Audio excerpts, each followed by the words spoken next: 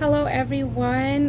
We are again going to study, not to study, but to reflect or to see what the character of Christ in the life, what is the character of Christ in the life of Lot, uh, the nephew of Abraham. So, we'll continue. Abraham.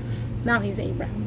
Okay, remember when God sent someone to destroy Lot, or he himself went down and spoke to, you see how great our God is, when he himself came down to speak personally with Abraham and to have a personal conversation with him.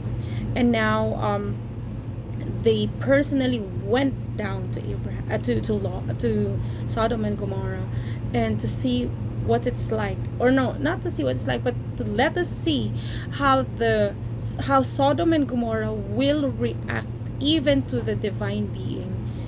They will not be afraid. That is how evil they are, and that is how sin makes us. It makes us evil. So even that's how their heart is so hardened, that they are not seeing the divine being, that they're not seeing what they're doing, but rather when someone would correct them, like Lot, even he begged that please don't do this evilness, just take my two daughters. They will still not do that. They want to do what they want to do. That's us, that's human beings. Even though Jesus Christ came down and offered himself to be a sacrifice, we still mock him while he is doing that. We mock him. So let us see what happened when the two angels went and then they grabbed the hands of Lot, his wife, and his two, because they're still wondering. They're still thinking of their house, maybe, or their relative, or what will happen to their friends. They've been there, they grew there. So there is an urgency with the news from the angels. So he grabbed them. I mean, the two angels grabbed them, then brought them out. So what happened? Again, Lot made a bargain, not a bargain, but a plea. Lord, don't destroy this small city. Can we just flee?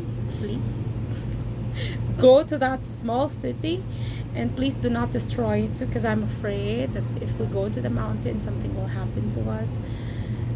So yeah, even though that shows a little faith to Christ that he will protect them, God still listened to Lot. And that's how God is to us. He still listens to us. He listens to me. Even though I thought I would think that I'm nothing in front of him, but he listens to me. He died for me too. So let's continue. Genesis 19:23 to 29. So they went to Zoar. That's a little city. The sun had risen upon the earth when Lot entered Zoar. Then the Lord rained brimstone and fire on Sodom and Gomorrah from the Lord out of the heavens. So he overthrew those cities, all the plain, all the inhabitants of the cities, and what grew on the ground, even the trees. So, but his wife looked back behind him, and she became a pillar of salt. Oh. But his wife looked back behind him. What happened? We don't know what is the reason why it happened, but there is a commentary that says the wife of Lot did not see the urgency of the message when the angel says that don't look back, because even Lot himself was not like was making a bargain, was making a plea, instead of listening, showing his family that this is urgent, we have to follow the angels.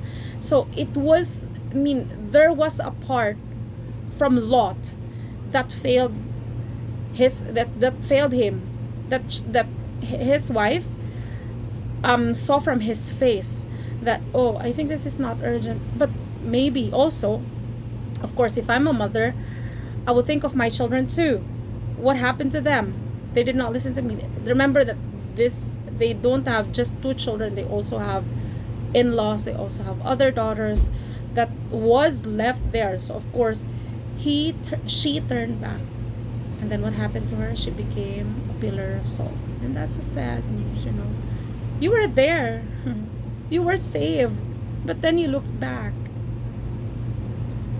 You were out of danger zone, but then we looked back. It happens to us too. You were carried out, you were pulled out by God from the danger zone. You just need to look straight. Don't look back. Let us not look back. I keep on doing that.